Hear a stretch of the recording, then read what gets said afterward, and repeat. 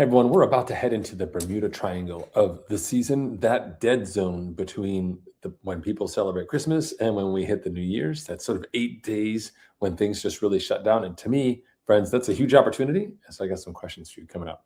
My name is Coach Patrick, head coach here at Endurance Nation, head instigator, and excited to check in with you again at the end of another epic week. It's been a little quiet inside the team. I love to see the data show up from like Strava, which is coming through Zwift, which is coming through your treadmill. And I see people putting in the work. It's hard right now. The two main questions I'm getting right now. Number one, what do I do now that I'm sick? Right. And number one thing you have to do in that space is just rest. Did a whole episode about it last week. You can find it on the Endurance Nation website. You can read it inside the community for those of you on the team. But the whole piece here is really to make sure that you're resting so you stay healthy long term. So if you're sick, the number one objective here is to rest and get back from being sick. There's no medicine you can take. There's no acceleration we need. This is not in season. This is out of season. Default rest. In season, you got 3 weeks to your big race. We've got to solve that quickly to keep you on track, just based on your investment, your current fitness, everything that's aligned properly to get to your race. Here at the end of the year, there's no urgency to fix being sick other than just feeling less sick. And being sick is miserable, but we don't need to do anything to kind of hack it, twist it, or force it. Just rest. Your body's telling you it needs to rest and recover, so take full advantage of it. Number two, well, what the heck can I do right now? I don't have a plan. My race isn't until end of millennium, right? And so they're like, what do I do?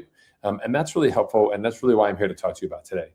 Really thinking about what a short-term focused goal can be for you is actually a really helpful and sustainable way to both work on two different aspects. One is just your own personal motivation scale. Like, what gets me going? Right now, I know I need milestones. I need sort of like a focus point. And when you have that mindset and when you know that, when you can tap into that, it becomes a tool you can use, right? When you're running out of options or low on mojo, it's like, I need a goal. Not like I need like a Red Bull or I need someone to kick me in the pants. I just need a goal. I don't have a goal, right? And number two is sort of having that infrastructure where you've committed to something. Like, what does it look like? And you buy in for a race, you bought in with $1, or many of them. But like at the end of the day, if you got to buy into something. And so for us, that week is the time frame between Christmas, the 25th, and New Year's. And that 8-day period is a fun time to just get down and do some serious, solid, consistent work. Now, if you're traveling, it's really hard to get into a space where you can do just that. So I recommend you pick something that's actually sustainable regardless of where you are. Running is a super easy one, but you could also just index on cardio. I'm gonna get an hour of cardio a day.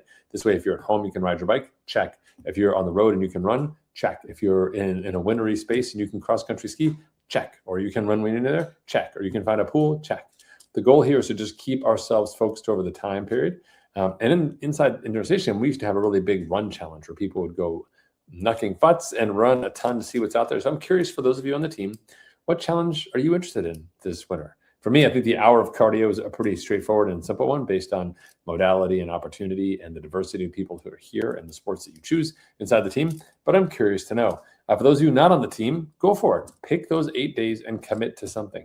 It's a short-term way to test the resiliency of your system related to commitment, to fight off some of those holiday calories, because look, we're all going to eat something that we probably wouldn't eat the rest of the year, and that's okay.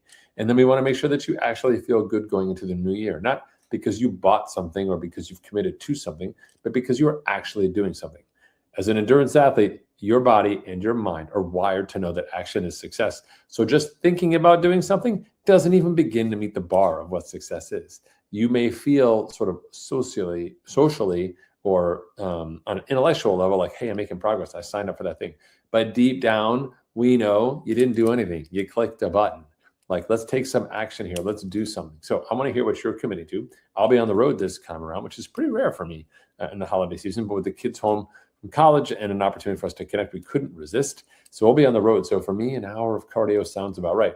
But what is it for you? Tell me what it is, and let's get committed. If you've got questions about what to do in the new year or how to think more macro, again, go to endurancenation.us/blog.